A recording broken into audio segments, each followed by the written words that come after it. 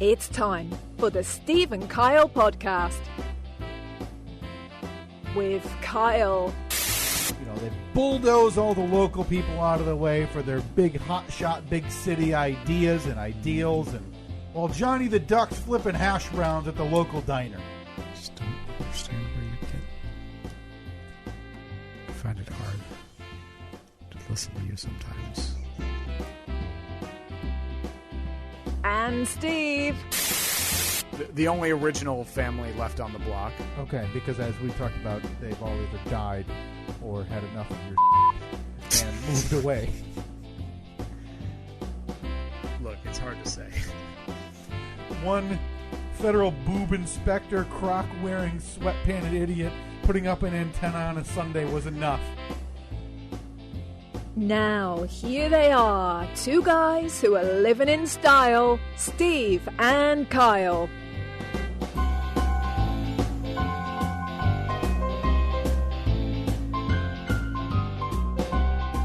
Melissa Vaughn, folks. I'm going to get this right out of the way.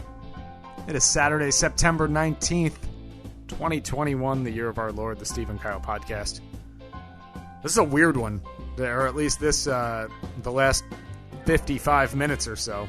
Yeah, been here ready to roll? We've been here, like I had everything set up, ready to go. You could have walked in, we could have just hit record and started recording within a minute of you getting here, but... We could be wrapping up right now. We could be playing the... We could. You want to just hit the outro music? You want me to do it? I'll do it. It was, yeah, we had some discussion, some debate. No, well, not really debate. I think that what we were talking about, we're both, for the most part, 100% on the same team. Yeah, you know, every Same now side. and again, it's important to not just sit down and get right to work. I think, right? You gotta chat. Yeah, It's been what, a week since we've chatted. We got to do that. Right. So we properly pissed away 55 minutes of time.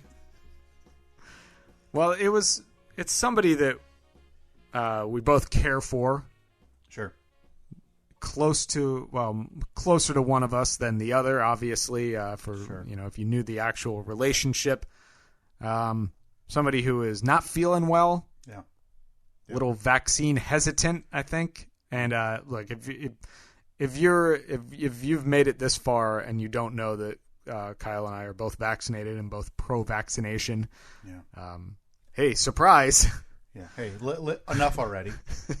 I don't even think we've made bones about it. No bones. I think, look, there are people that... Where does that... No bones about it? Where does that come from?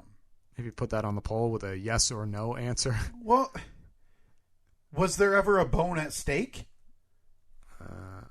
Like, hey, no bone about it. About it, origin. Because... Okay, the expression comes from the 15th century England. If somebody wanted to show that they were dissatisfied with something, they would find bones in it, a reference to finding bones in soup, which was not a pleasant discovery. Therefore, finding bones was bad, and no bones was good. Huh. I can't imagine anything worse than a spoonful of bones. Tomato soup. Well, and as you're going... I don't know if it would have been tomato. Well, you get a tomato bone in there. That's a good point. I feel silly. You know, a big spoonful of chicken noodle. Yeah. You lift it up. Now, are you a full spoon in the mouth? I mean, I get it's different if you're going to have meat, like a chicken in a chicken noodle soup. Yeah. Are you a open mouth, like biter? Not biter, but you know what I mean. Like, take the whole spoon in your mouth? Or are you a... Oh, no. A slurper of the soup? Slurpers are garbage. Slurpers park their car on the front lawn of their house. Yes, and they have their willy-nilly whiteboard cleaners as well. All right, so put that on the poll. When it comes to soup, are you a gulper or slurper? I'm not even going to say when it comes to soup. Oh, good point. Are you a gulper or a slurper? And then a follow-up poll, are slurpers front yard parkers? Are all slurpers front yard parkers? I think slurping is so self-indulgent. Like, the only reason, the excuse people would give if they're slurpers are because it's hot. And my contention to that would be, blow on it, you invalid. Let it cool a bit. Down. Throw an ice cube in it. Like, there's plenty other options other than making yourself central to everybody's attention as you... Even just hearing you do that. You know, I really feel like in the last few weeks, we found a lot of common ground between the two of us. Right. Are we more alike than different at this point? Have the tides changed? I don't want to take credit, but I think I'm making you a little bit more angry, a little bit less. Think? I mean, I don't know. I feel carefree. What do you think? A year ago, do you think you would have cared about slurping soup? Oh, I would have cared. Okay, I would have cared. So maybe it's been there all along, and we're now finally 5 years into this charade. This friendship, it's like an onion, and we're just slowly peeling back the layers. These are thoughts and emotions and feelings I've never presented to the real world. Everybody knows you don't break the soup wall of friendship until you get to 10 years. Yeah, maybe put that on the poll. Do you have to wait for 10 years to break the soup wall of friendship? Yeah. I think. By the way, I need to get this out of the way. Thank you for mentioning that, Steve. A public apology. We last week had an extensive discussion. This is the second time it's come up, or multiple times. By the way, we're going to get back to what we were. Yeah. When we started. Maybe. Yeah. We'll digress a bit. You put me on the spot again about how many friends I've made. I saw that there was swift reaction to this from a mutual friend of ours. And I was incorrect. Yeah. I had told you, listen, I'm not excusing what I did. I was simply asking if I was the most recent new friend that you had, and we've known each other 11, nearly 12 years at this point. And I'm not excusing myself. Mm-hmm. I'm just putting it in context here. Yeah. It's on the spot. We've talked about this extensively, and I honestly don't know if people believe us or not, Steve, when I say that we plan literally nothing. Nothing. The only thing we'll occasionally try to plan is if we are going to do a Fast Five. Yeah. Which then inevitably gets blown out because we talk too long about soup. It's rare, like rarely we'll text during the week and I'll say, oh, wait until you hear what I have to tell you about on Saturday or Sunday when we record. Yeah. But even that, most of the time, if I have something I want to bring up, I just make a note of it and I don't tell you about it because I don't want... I want to present it to you and get the truest reaction. Yeah, and all of that to say, I didn't know that was coming, right? So it's a lot of on the spot, and you're trying to think, and I don't know that many people, so in hindsight, it is my fault. I'm willing to take ownership. So to my dear friend, the town drunk Rusty, I owe an apology, who before softball, whenever it was, 5 years ago, 4 years ago now. No, well, it was 4 years ago. 2017 is when I busted my leg. Got your boo-boo? Got the leg boo-boo. 4 years ago now. And I left softball with a friendship with Rusty. So did you not know Rusty beforehand? Never met him before in my life. I thought that you had known him before, like through other people. Nope. Yeah. All right. And I missed in mentioning Rusty. We've gone to movies. I see him. We talk. That's I can only apologize. No doubt booze together. To my friend Rusty. Hopefully he's in a state where he can hear this and understand it and not falling over drunk. It's a joke, by the way. I just want everybody to know. Rusty actually doesn't drink. He does not drink at all. Or is that the joke? Multiple layers. You may never know. So I wanted to publicly apologize. He did. To He was disappointed. I saw on Twitter. He was very hurt, and I don't blame him. You know that. I mean, him and I had probably texted within 24 hours of me saying that remark on the podcast. It only reflects poorly on me. I totally understand. I'm willing to sit here in front of the crowd and have the tomatoes thrown at me. My friendship with Rusty is now me sending him pictures of things that I painted well just to get his approval. Hey, do you put on the bottom like, hey, I took money out of your pocket. I painted this on my own. Like we had painted our laundry room a couple weeks ago. Yeah. And the last thing I had to do I had forgotten to do it when I was doing the rest of like the trim work. Yeah. Is I needed to put two lines of caulk alongside of a cabinet. And I did it, and it came out perfect. And that's difficult to do. Like, I never do that well. You nailed it. I nailed it, and I took a picture of him and sent it to him. I was like, huh? Huh? How do you like them apples? And he said, pretty good. I'd hire you. I was like, cool.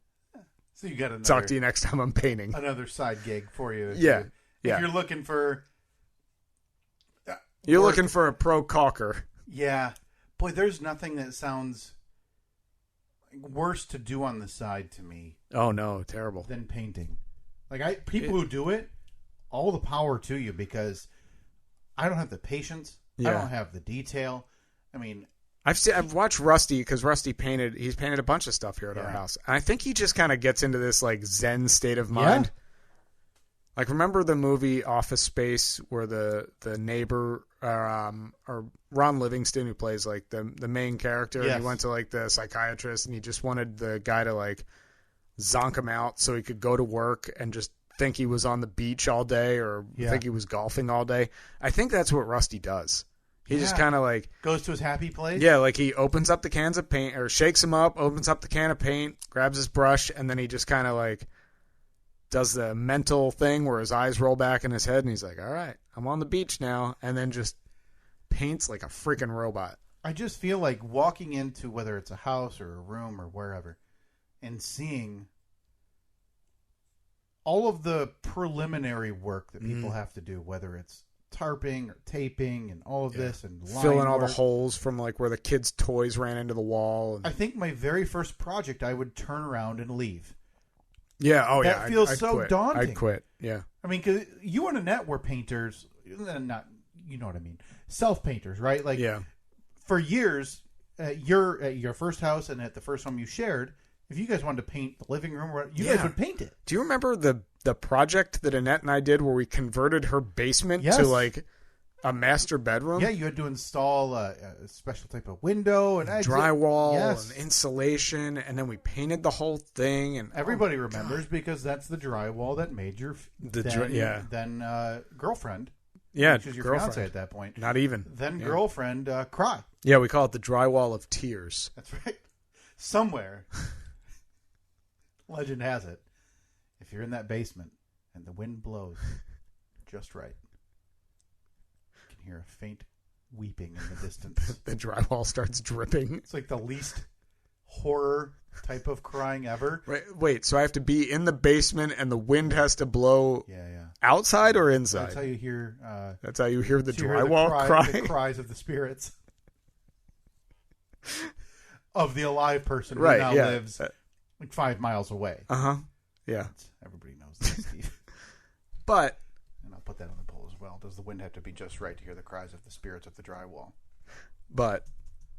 We digress. We started off talking about somebody who's very near and dear to us who is not feeling well. I'm assuming that this person probably doesn't want to be revealed or outed. We don't have to. Yeah, we don't have to. We don't have to name names or anything. It's could be male, could be female, could be somebody I know, we both know. An acquaintance of ours, has tested positive for COVID, which is, for me anyway. Now you work in a place where you had a couple of your coworkers, a couple of the monkeys. 3 of them. Which I've heard about that actually recently. I think the National Zoo also had some other monkeys. I saw that test positive. Yep. So you're not alone. Yeah. All of the chimps have COVID. I mean, you know what they say? They can't keep their hands to themselves. Just spreading that back and forth while they pick fleas and fling poop. Yep. So, this person has tested positive. Yeah. Now, it was a home test, which I've kind of read mixed reviews on the accuracy of them. Right, and I think that's why they probably sell them in 2-packs, right? Yeah. I think they do. I haven't taken an at-home one. Because they're somewhat in the 50 to 60% of probability. Yeah, because I saw that I got tested on Friday because not feeling well. Yeah, Annette and I both woke up with sore throats. I didn't know about it I didn't know she had a sore throat too until I was already at work. And because for me, I woke up and I was like, oh man, allergies. We slept with the windows open, so I thought maybe, okay, I just It's such a weird time of year, at least in where we live, and in Michigan. And I've never lived outside of Michigan, so I don't know if, allergy season in Florida, is that a thing, right? Same thing happened to me last year, though. But I had gotten to work on Friday morning. Annette was up super early and sent me a text, and she was like, hey, just so you know, I woke up with a sore throat. And I was like, crap, I did too. So what are the chances that we're both going to have allergies with the same symptoms at the exact same time? So better safe than sorry. I left work. I was in the studio for maybe 3 minutes. I was in there long enough to open up my computer and turn it on. Yeah. Told my coworkers, hey, this happened. They were like, all right, just work from home today. So Did you have to have Jane Goodall pass that message on? Or? Yeah, she communicated in a series of grunts and clicks. Used a sign language developed with Coco 30 years ago, the gorilla. So I came home, did all of my work from right here, right in the basement, which is fantastic, by the way. I sat over on the couch. It was like... When's the rental check come in? No, I was over on that side of the room. The studio space technically only goes from the end of the table to about a foot behind you. Well, I mean, they stole us for the last time, but we'll collect. Our day is coming. We might be in the black for 1 month.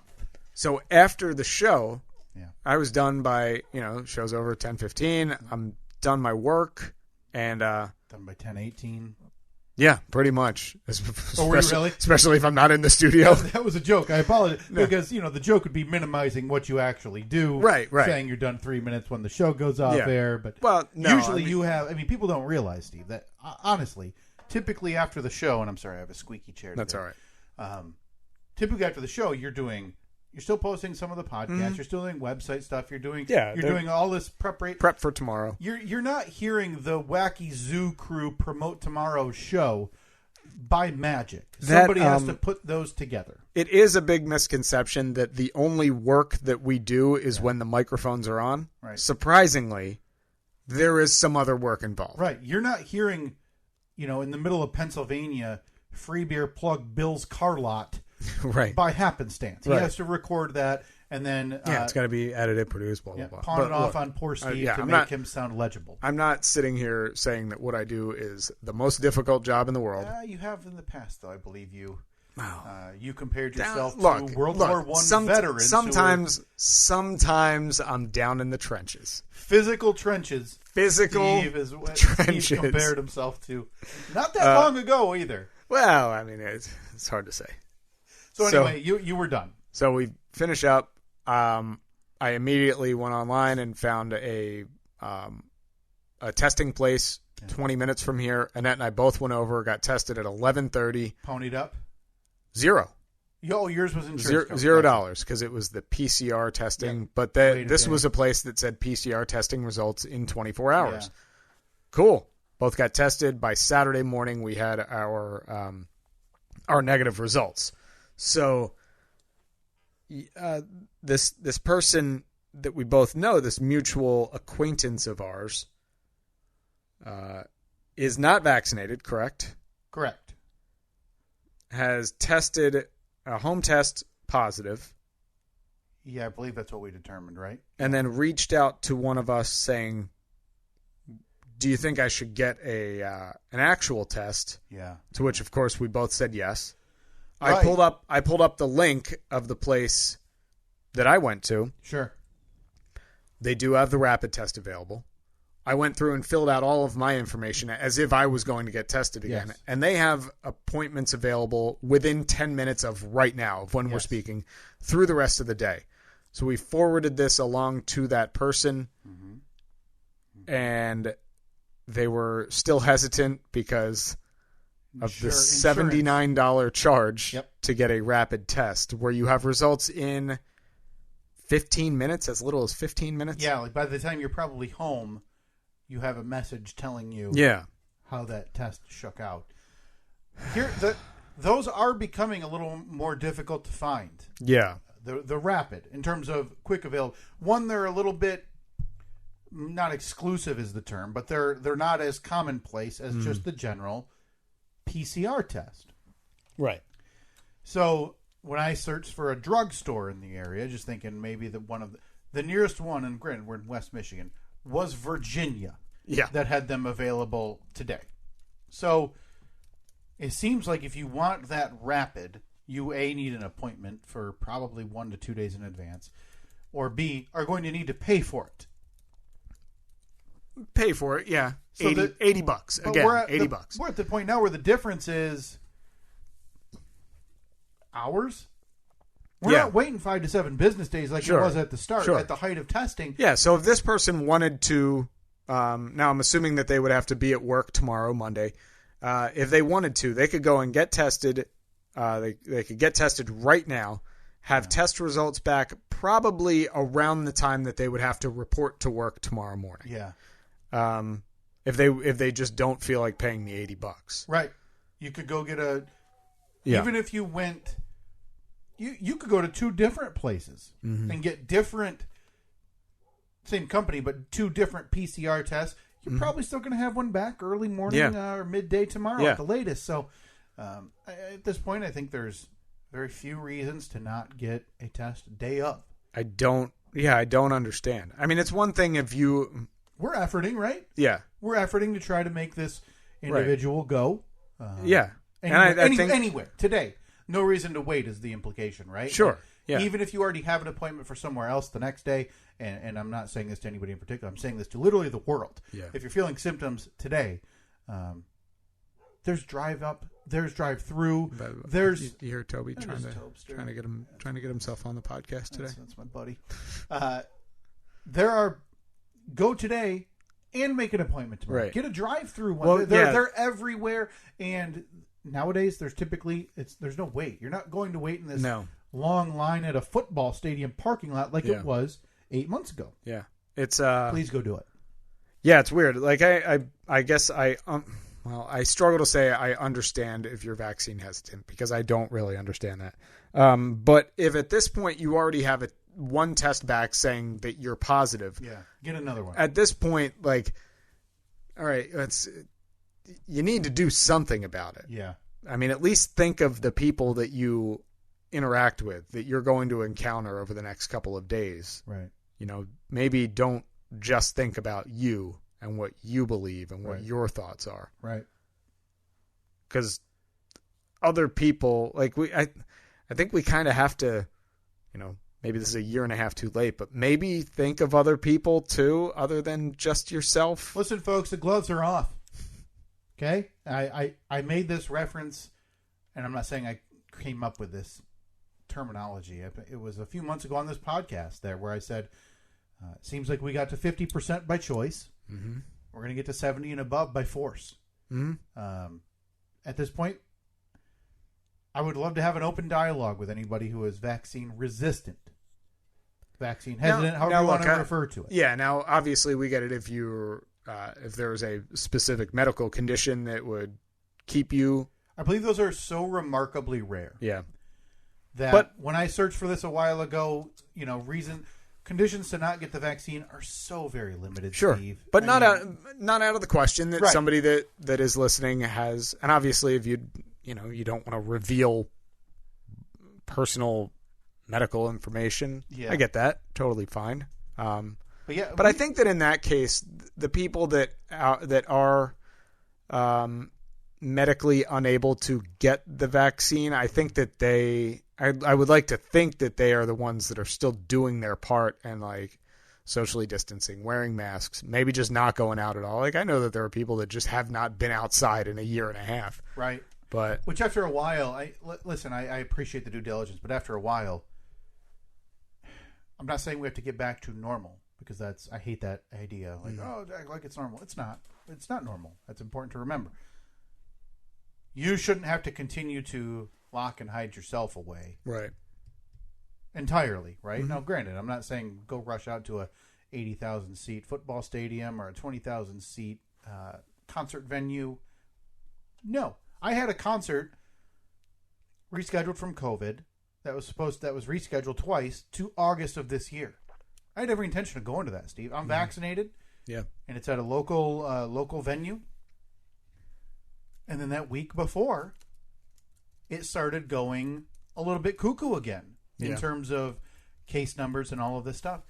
And I got so fearful, didn't go. Yeah. Just dumped my tickets, didn't go. $90 out the window. I don't care. Yeah. That's not worth it to me. And I saw pictures from it, and I said I would not have been comfortable there. No, I no. would, and this is coming from somebody who went to Orlando, Florida, less than 2 weeks ago, to a theme park. Mm-hmm. And I felt better there than I would have at a concert venue. So, I would love to have an open dialogue, Steve, with somebody here on the podcast. Well, it sounds like we have that person. No, I don't think there's a hesitance there. I think there's a difference. And What do you think is? I think it's vaccine laziness. Now, granted, I don't know the percentage of people that are that way, but my interpretation from our conversations with this person have been just not... Just like rushing out to get we'll it. eventually do it. Yeah, and this is weird because there was a similar thing. Bryson DeChambeau, who is a very popular golfer, well, popular and hated, and he came out. They asked, because it seems like that's the new thing, right? Is ask every athlete if you have a press conference, ask them if they got a vaccine, and whether that's right or wrong, I'm not here to. I don't care. I don't think it's necessary because it's just you're just stoking a fire. Yeah. The second you say it's a personal choice, everybody knows you didn't get it, and now you're. Yeah, or you decline, or you just decline to answer. That's everybody knows the answer. But he came out and said, "I'm saving. I don't want to take one for from somebody else who needs it more." Man, there's millions. There's doses being thrown out. There's enough to go around. So there's no real incentive. So for my money, that's an excuse for being either one, he really doesn't want it, or it's lazy. So I don't know. I would like to talk to somebody here who's, I don't want it. I don't trust it. I don't think it's necessary. It doesn't work, whatever. Because I'd like to pick a brain and just understand why. I think all of the talking points have been disproven. Yeah. For the most part. I mean, well, what about those 6 people who had blood clots? Yeah, I mean, 6 out of hundreds of millions. Some stuff happens. Sure. So I'm sure you could find somebody who died of a paper cut too. Yeah. I mean, so just please, if you're there's always going to be symptomatic and if you haven't gotten the vaccine, please just go do it. For crying out loud. I mean, we're a tiny, tiny voice in a large yelling room of back and forth about something that is... I don't buy the laziness thing because it, like I said the other day, at 10:30, I had found our appointments, and by 11:45 we were on our way home, and that's it. We walked in. They said name, said this. They said, "What's your confirmation number?" from the email they sent us. I showed it to them on my phone. We walked right back into the room. We both got our test done at the same time. We were out of there. We were inside that building, in and out, maybe 4 minutes. Oh. Like you'd wait longer at Starbucks for your order. So I don't know this person's particular circumstances, but I don't buy the laziness excuse. We're at the point now too where you're pretty much walking to a grocery store and there's a pharmacist shaking a shot at you from the distance. Yeah. Like, hey, want one? Come like on throwing them at you like darts. Like a dart. Oh, do you think we'll get to that point? Or they'll have like those tranquilizer guns. Bing! Or just from a distance, like, hey, I don't know. You think they're vaccinated? I don't know, probably not. Give them a... like a blow dart? Just from a distance, and then, they turn around and the pharmacist is like looking at the shelf. Just doing just sorting the pills.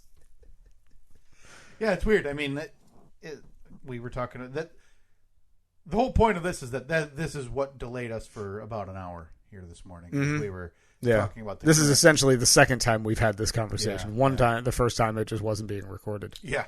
So we just discussed the goings on, and that's what delayed us. And closest it's been in terms of second or third closest it's been in terms of me. In contact, which honestly, that's insanely lucky compared to a lot of others. So please go get vaccinated. Please get tested if you're feeling symptomatic or if you've been in contact with someone who is symptomatic, please do your due diligence. That's all I'm asking. Yeah, that would be nice. Like we said, maybe think of somebody else for once, not just you. Hey, Steve, how old is Evelyn now? She's going to be 2, right? She'll be 2 the day that this episode comes out. Oh, my God. Happy birthday. Oh, okay. Thank you very much. Can't be said enough. Thank you. I'm you sure have- she would, if you said it to her, she would say the same thing. I'm sure she would stare at me and then turn around and walk away without acknowledging me, based on history. That is more likely. So I wanted to tell you about a bit of a milestone we had this week in our household. Okay, so your son is, about a month shy of his 3rd birthday? Turns 3 next month. And wife undergoing a bit of a job change by her choice, wants to go to... Oh, that is happening. Yes, it's happening. Okay. So I remember last we talked about it. It was, I think the offer was made. Yeah. In case you're wondering, Nice. a nurse burnout among hospital and emergency room staff is real. Very real. And people are leaving at a large rate because of, one, the way they're being treated. It is not vaccine related, thank goodness. Right. Whatever news story you want to read, the number of nurses quitting their jobs because of a vaccine mandate are very few and far between. And I want to make that very known because these are the same nurses who every year line up to get their flu shot. And because that's mandatory at nearly every health facility to do that. Maybe just say that one more time, that your wife is not leaving her job because my of wife is not leaving because of a vaccine mandate. Not even remotely. She was one of the very first people at that hospital to have her appointment scheduled to get the vaccine. Okay. One, because I'm at home. 2, because our son is at home. Yeah. And she didn't want me to die or my son to get sick. Right, because your health is pretty terrible. Heart boo-boo, just morbidly obese. Your leg is hanging on by a piece of fishing line they reattached it with. The hair skipped town a decade ago. I mean, and once your hair looks at you and goes, time to get out of Dodge. Because baldness is pretty much the precursor to death. I'd rather have cancer. Ooh. That can't be true, right? Would that be a choice? Like if I were to choose like a mild melanoma or bald. So you in have scenario, a mild melanoma, but flowing, thick flowing locks. Yeah. Like curly, wavy, not just straight like Fabio, but you got a full head of hair. Like, it's difficult to put a brush through it because it's like I'm a guy, this is thick. If I don't go every 4 weeks, it's a mess. Right? I don't see. I think that it's shoulder length at least, and it does its own thing. I mean, obviously, you drive a convertible just so your hair can blow in the wind. I have to tell. When was the last time you felt your hair blow in the wind? Had to be like 2008. So Obama had just won the presidency. Probably right when I bought my Pontiac G6. Oh yeah, I felt like a real cool guy. Nah, obviously not a convertible, but did it have like a sunroof or a moonroof? I think it did. Yeah, because it was. I didn't want to bring it up, but it was the GTP version. Oh boy, that's the fast one. You a street racer? Yeah, vroom vroom down the side streets. I probably busted the windows open on my way home that day. Yeah. Turned on whatever hit was playing on the radio and thought, this is it. Yeah. Felt like not going to get better than My this. Humps or something. But yeah, there was probably some black-eyed peas. I'm just waiting for that first stoplight. Yeah. Where I can then stop next to a car of super hot chicks. Right, yeah. In like a Beetle convertible. And as I properly get myself set up with one arm resting on the wheel. Yeah, not holding the wheel. And then a lean. Just resting. Leaning. Mm-hmm. And then just I didn't see you there. It's my humps, But I got to tell you, mild melanoma, but I have a head of hair. I think I take that trade. Boy, that's ballsy. What's the survival rate for melanoma? Survival rate. Mild. And I think that's how they classify cancers. It's a mild case. Yeah. Uh-huh. 99% for localized. Look at that. Down to 2/3 for regional. Does that mean like a whole arm? Does it go from, one spot? Yeah. And then below the elbow? Oh boy. That's right. You can just lop that right off. So for localized, I'm happy taking the hair and melanoma because that's 99% 5-year relative survival rate. Regional 5-year survival rate of 66%. So you're talking. So at that point, we're talking whole arm, not just a spot like the size of a quarter. Yeah, 66% survival.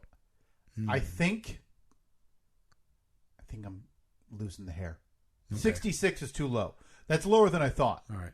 The survival rate would be. Right. So we've talked about the. I also want it to be very. I want to get in the front end. I do not mean to make light of any cancer, let alone melanoma. Yeah, this is just this is a pure hypothetical. So anybody who has suffered loss or have melanoma themselves, Kyle apologize. thinks that baldness is worse.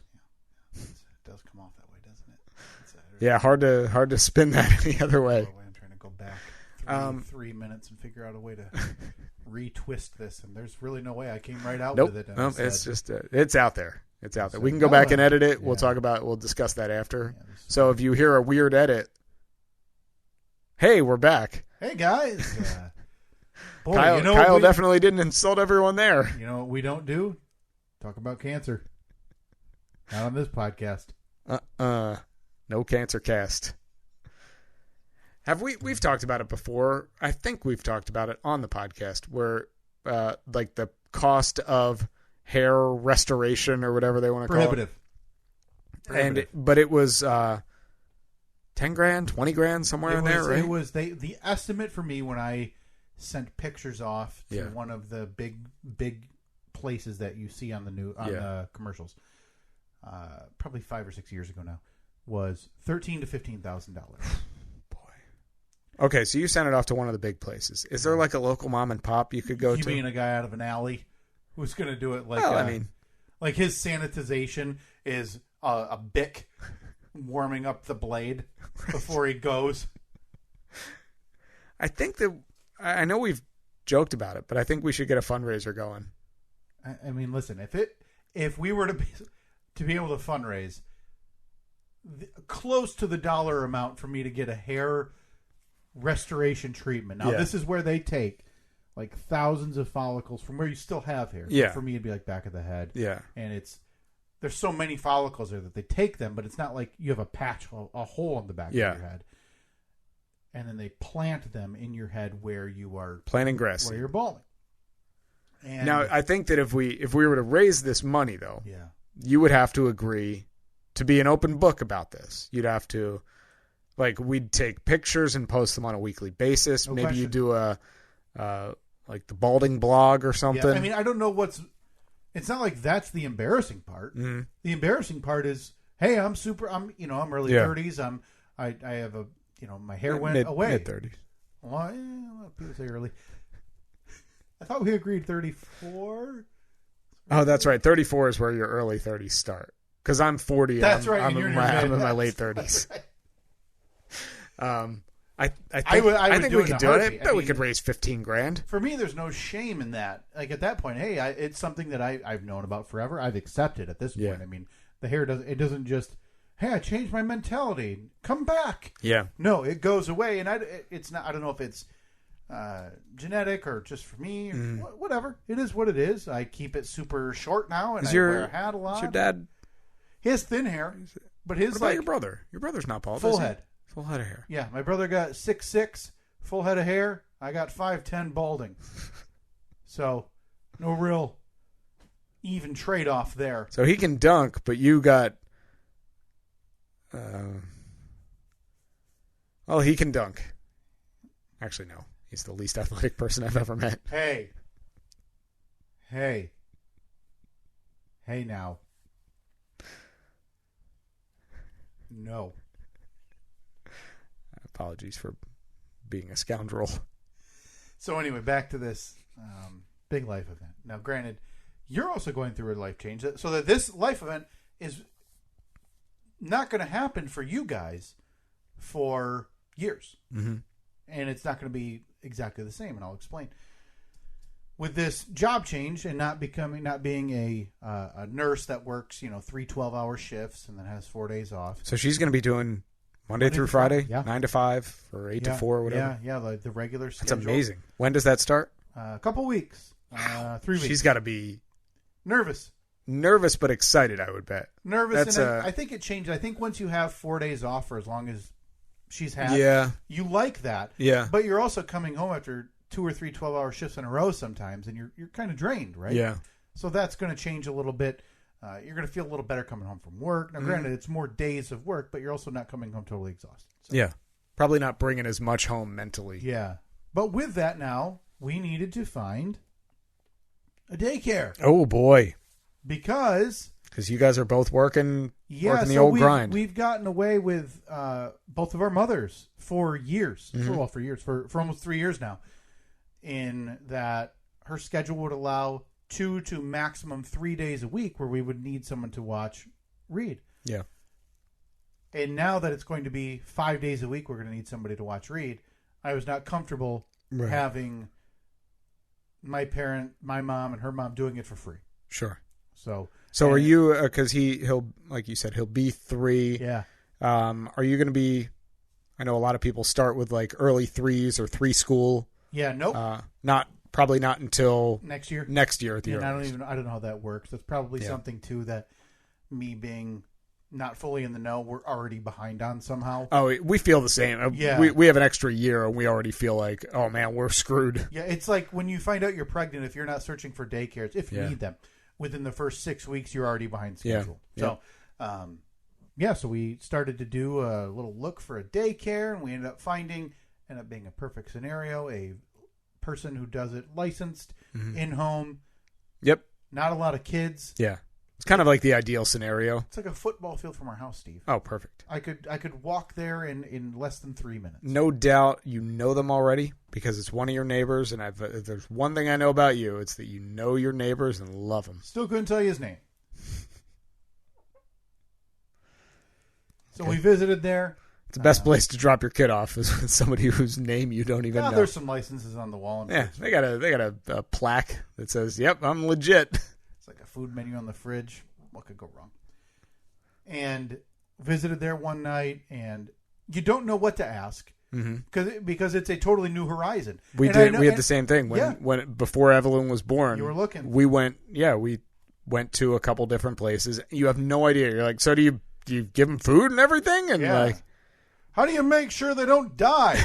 Yeah. Like, you have no clue. Yeah, there's no set of questions that you have to ask. And so you're it's a bit overwhelming, right? Mm-hmm. And I know how silly that might sound to people who have brought their children to daycare forever. It's overwhelming. That's why I'm talking about it's overwhelming. It's also very emotional.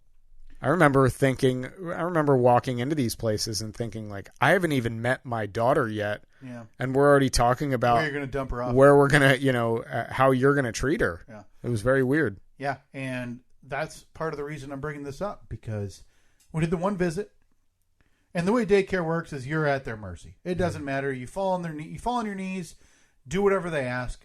We didn't need daycare for more than a month at that point, but again, you have to start looking. Yet when there's an opening, they don't just hold it for free for a month. You got to pay for it. So you're paying whether they're going or not. So we decided for those first few weeks, we'll bring him, one day a week, maybe 2, maybe 1, and they can pick him up the next time on a half day if Katie's home. So he's getting there at 7:30, 8 o'clock in the morning? 8 o'clock, yep. And then Katie, she can do homework if she needs to for her school that she's doing. And she can go pick him up or leave him there the whole day, see how it goes. So last Monday was the first day that we were going to start this. And I wasn't prepared for how much of a total unmitigated mess I was. Okay. I can't say that surprises me because I don't think I'd be any different. And I've admitted on this podcast, and I again, when we talk about like, we need to be an open book if we're going to get hair restoration. I don't care, man. Mm-hmm. I'm married in my 30s with a kid. I got a bad heart, bad leg, whatever. I'm an open book. You're a real catch. Right. And I've talked about how, I cry at movies. Mm-hmm. Totally fine with it. I don't care. I'm not embarrassed by it. Make fun of me if you'd like. This isn't the 60s where I have to be a stone wall anymore. You got to be a macho man. So Monday morning, I know it's coming. I didn't sleep good Sunday. I wake up Monday. I have to get him up early. I get him dressed. Take the world's most handsome photograph of him so I can post to social media. I don't think I saw it. It was last week Monday, I think, that I posted on there. Oh, no. I did see that. Yeah. A little thumbs up and a grin. Yeah. And we'd spent days talking to him about this daycare. And Yep. you're going to go, you're going to play with new friends, you're going to play games. Have so much fun. And yes. yeah. You're going to love it. And inside, I'm trying not to cry myself while telling him that, hey, you need to be, a big boy. And so Monday morning comes and I drive him down the road and I'm already I'm fighting. I can feel it in my throat as I pull into Lip the is driveway. quivering. And so I get him out of the car. So, it was a little damp that day. It was rainy. And I set him down. And as I take a step back to close the door, I step on his shoe and he falls face first on the pavement. So he's bawling. Yep. He's got a big scrape on his lip with blood. Yeah. You tell him to suck it up and point at the door and be like, Dada's got to go to work now. Blood on his finger. I lift him up. I'm now in a driveway. My son, tears rolling down his eyes and blood. I'm crying because I'm apologizing. It couldn't have started worse. No. The only way it could be worse is if, the daycare worker comes outside and Reed says, Daddy hits me. Yep. Daddy smacked me in the head with the door, and I'm saying, no. So I sit out there with him for a few minutes. I check him up and down, make sure there's no other visible damage. So everything's good. Just a little scrape. Yep. We walk inside. He's obviously in a fragile spot. Walk inside. I take his shoes off, my shoes off. I start walking downstairs because that's where the daycare is based out of. Get down there, and I'm like, okay, this is not going to work. I'm not going to be able to do this. Mm-hmm. There's 2 other kids there, one other kid, and then the person who runs the daycare. And I don't know the right way to do it, right? What do you do? Yeah. Do you do an assimilation process where you stay and then you slowly back away? Right. Do you cut the cord? Drop them down and say, hey, go play. I don't know. And I'm sure 5 people would tell you 5 different things. Yep. So it's all a matter of what works for you. I walk around and we're looking at the toys. We're looking at this. We're looking at that. I'm trying to, kind of ease them into it and look at the clock. I'm like, all right, well, it's time. Gotta go. I've got to go to work. So I kneel down and say, all right, Reed, Daddy's got to go to work. Daddy's got to go to work. No, go work. And runs to me. And in the nearly 3 years of his life, I don't think has gripped me as hard as he did this time. Oh. So he's got arms wrapped around me, head on my shoulder, facing away. Yeah. He's nervous. Yep. Probably terrified. I now just have tears rolling down my face, facing away from him. But I'm at the point now where I can't let him see this. Yeah. If he sees me crying, what's he going to do? Yep. He's going to be more terrified than anything. Yep. Well, why is he? Well, if he's scared, yes, then, he leaving me in this place for is it bad? No. I think the person running the daycare can see that I'm not handling it. This ain't their first rodeo. They know. Goes, hey Reed, why don't I come play you or show you this book, or we go play this music, toy, whatever. Yep. And trying to create a diversion. Yeah, he goes, hey, come take my hand. So Reed starts to turn around, and I'm like, this is it. If I don't do it, I'm not leaving. I'm going to be calling to work saying I'm not coming in today. Yeah. Picking my kid up and or ever storming off. And I actually joked with Katie this week one night. Maybe I should just become a stay-at-home dad because that's tough. Yeah. And he turns away, and I bolt. I bolt up the stairs because at this point, if he sees me, it's a lost cause. Right. Yeah. So I walk upstairs, I put my shoes back on, I walk out the front door, I barely make it to my car, and I'm just melting down. I'm like him. Yeah. The 3-year-old. Sure. When something goes slightly inconvenient for him, except this one was my son being ripped away from my love. Yeah. It's obviously very different. So it was about the first 5 minutes of my car ride. I'm just blubbering like a baby in the car on my way to work. I'd have been better served just really leaning into it and turning on Cats in the Cradle and just assuming I'm never going to Little see boy him blue again. and the man in the moon. Because in that point in my mind, I was going to go pick him up, or whoever's going to pick him up that day. Who are you?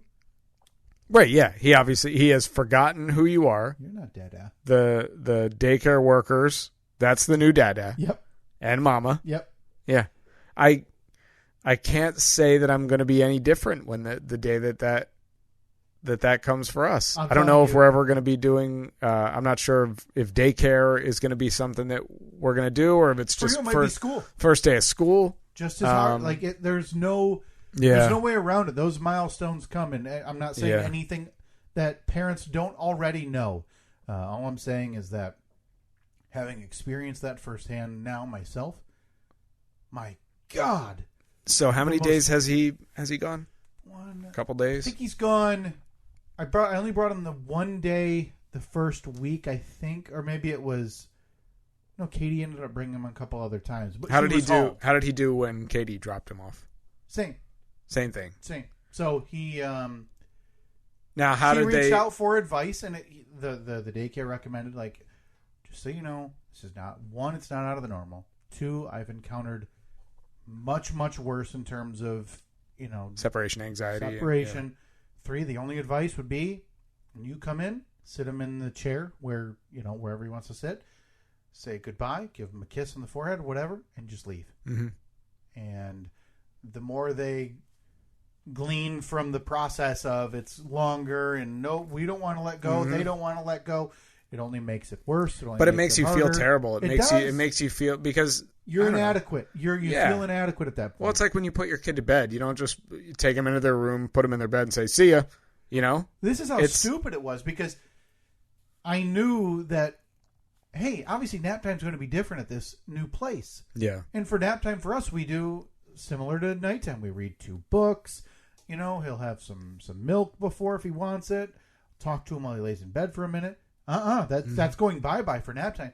So a couple of weeks ago, we just, I thought, hey, for nap time, let's try to do the rip the Band-Aid off method where we bring him in the room, lay him in bed and say, okay, we need you to sleep good and see you in a few hours and then just go. Mm-hmm. And that worked okay. Yeah. But the first time I did it, I'm at home.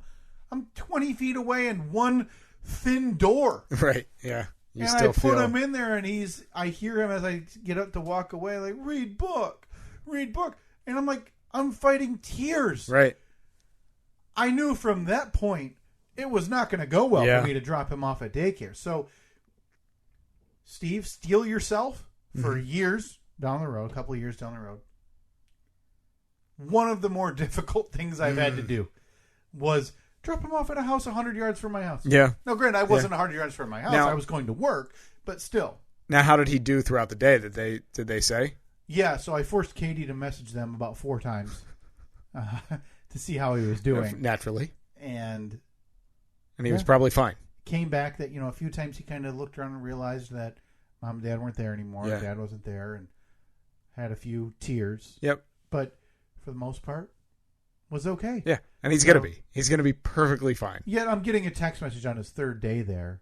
Katie had dropped him off, and the mom and the dad kind of do it together, and the mom was there, and Katie was dropping off. So the day before, the mother, Reed was crying a little bit, and because we weren't there, trying to calm him down, and he looked at her and said, Reed want to be big boy. And I'm like, I just reading that message. I'm at work, and I'm thinking, what? How am I supposed to stay at work right now? Get me on the highway to pick him up and hold him until he's 30. Yeah. Because I think that's the new cutoff for me, is he needs to be 30 before I'm willing to let go. Oh, my God. That is crushing.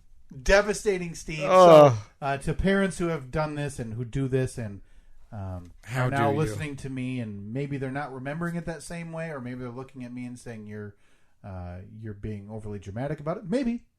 I don't think you are, though. I don't think you are. I think that what you're talking about, every parent has gone through. Every parent Steve, who's done daycare has experienced. So hard, man. Yeah, it's terrible. But you know that ultimately, this is what you need to do. Yes. And he's going to be perfectly fine. And you're teaching him independence, and he's going to, he's going to benefit from all of this. But in the moment, oh God, that was like when we did sleep training with Evelyn, and we had to, she was almost a year old, and we were still rocking her to sleep every night, only because we didn't know that we were supposed to do any different. And then it was like one day Annette read something. She's like, oh, I think that we should be sleep training her. I don't think that we should still be rocking her to sleep every night. Like, and we had overshot that by months. Those are weird things you miss that you don't realize. Like, oh, and granted, no book or no internet mommy blog is 100% correct. Sure. I think the approach I've taken is everybody parent however you think you need to parent. Yeah, whatever works for you. Or whatever you think is best. So the idea for me to get Reed with other kids, and now granted, he's great with other kids, whether it's on the playground or wherever, he's great. But to get him with other kids and to get him in a group where he's not the 100% focus of attention, like he is with my mom and my mother-in-law, and always getting like, hey, if we're at the store, he's going to get a treat or candy or get this for lunch. I think it's important for him to start to realize you're going to be in groups. You're not always the focus of attention. You need to learn how to interact with others. And it helps, right? I mean, kids need that. That's how they learn. That's how they learn. Yep. Whether it's vocabulary, whether it's activities. Yeah. They learn by being around other kids. So I think it's important, yet I dreaded every moment before it. I dreaded it during it, and I hated it afterwards. I don't blame you. I would dread that every day for at least the first 6 months, I think. My God. Yeah, I don't know when I'll be okay with it. And now you'll be okay with it when he's okay with it. When you get there and you can see that, like, oh, he's excited because they're going to do arts and crafts today, or they're going to, do whatever today. You'll get to a point where you guys get there and he'll run down the steps and he'll sit down at his little arts and crafts table or whatever it is. And he'll just start doing things and be like, thanks, Dad. See you later. It's going to be, it'll probably be a little bit, but parenting, huh? Parenting, right? Who knew it wasn't, the easiest thing in the world? Yeah. Yeah. You get in these roles where you think, hey, we have this routine. It's nice. And then I got this figured out. Whether you upend it by choice or it's upended against your will, things change. We think back about that stuff all the time. Like, granted, our daughter's only 2 years old, but I can't tell you how many conversations we've had where we've been like, man, remember the blah, blah, blah phase? Remember how we thought that, like, oh, man, we got this all figured out. This is going to be simple. And then you realize that phase lasts for 3 months or 5 months or whatever. It's constantly and evolving. Then everything is completely different. That's why I'm terrified that if we decide to have a second child, it's going to be, we do want to have a second child. That's already been decided. Whether or not it happens now or 5 years from now, to be determined. But I already said to Annette, I was like, I know that everyone says that, like, the second child is always easier because you have the context of the first child. I've forgotten everything.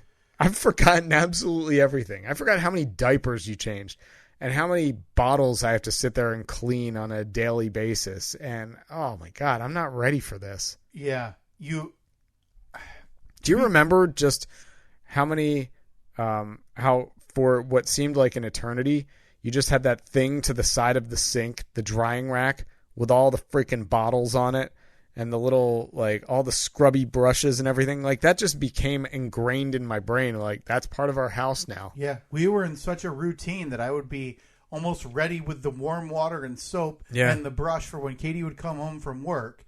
And, at that point it was pumping at work and stuff. And so I would have bottles. I'd have to transfer to bags. I'd have the bags dated and ready to go.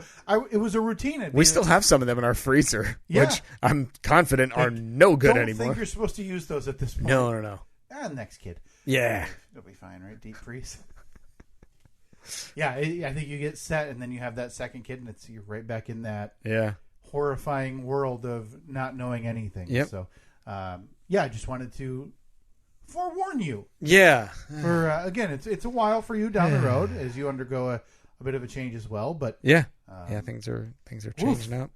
Oof, that was a very hard week for me. Nice punch in the gut, I bet. A very hard week that hopefully is the hardest of them, and will only get easier as it goes along.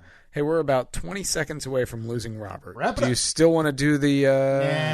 Bump it next week. Ready. Sounds good. I think of the last 10 Fast Fives we've prepared, we've probably done one. Yeah. I just keep mine. I'm not changing a word, and we're doing it next week. Next week, Steve. Fast Five, that's the A-bit. Facebook, Twitter, and Instagram at Steve and Kyle. Maybe we'll get to those polls next week. Some good polls. You want up to give there a quick this week. recap of what we have posted? For this week? Yeah. For this week, we're going to have you answer. Has there ever been a quote-unquote bone about it? Are you a gulper or a slurper? Yes or no? Are slurpers also front yard parkers? Yes. Do you have to wait for 10 years of friendship to break the soup wall? Man, that happened within the last 1 hour, and I don't remember the context. Does the wind have to be just right to hear the cries of the spirits of the drywall? That'll remember that one. Assuredly will be a number 1 seed in 2022's March bracket badness poll bracket. Poll badness? Poll badness. I think we called it. Yeah. So stay tuned for that. Again, those are just on Twitter because Facebook still working out those bugs. Still getting it figured out. Still working out those bugs. 16 to 18 years into existence, they'll figure it out. All right, we'll talk to you next week. See ya.